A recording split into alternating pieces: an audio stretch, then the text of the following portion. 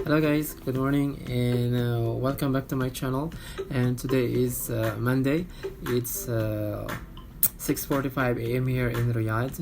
And our episode for today ay gagawa po tayo ng inspired Korean kimbap. So samahan niyo po ako at papakita ko po sa inyo kung ano po yung aking mga gagawin. Papakita ko rin po sa inyo kung ano yung mga kailangan ko para sa aking basic na kimbap lang po. Okay, may seaweed po tayo. Kinat ko na po siya. And chicken ham,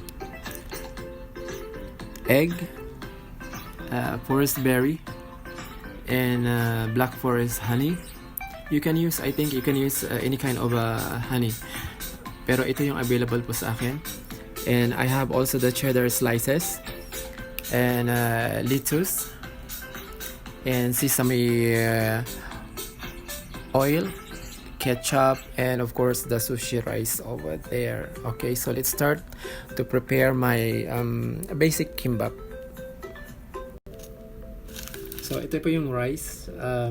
Nilagyan ko na po siya ng sesame oil para hindi yung sila magdikit-dikit. Then we also have this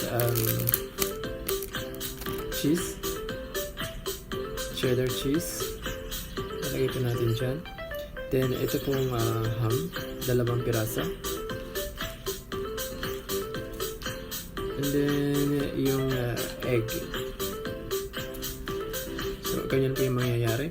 Then lalagay po tayo ng lettuce dito.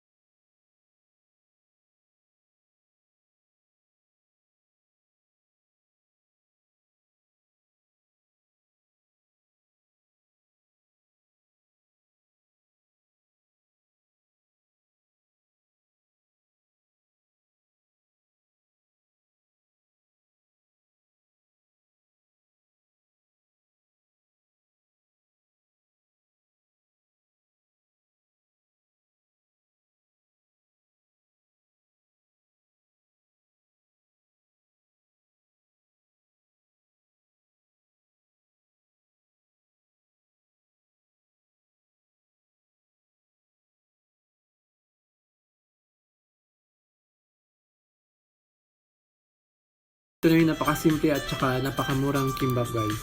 Kayang-kaya ng ating bulsa. Kayang-kaya na po ng budget po ninyo. Kaya napakadaling gawin.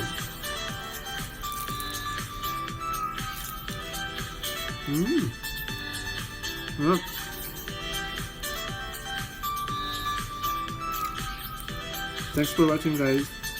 I'm going to enjoy my breakfast. See you on the next vlog. Bye bye. Salamat. Masarap.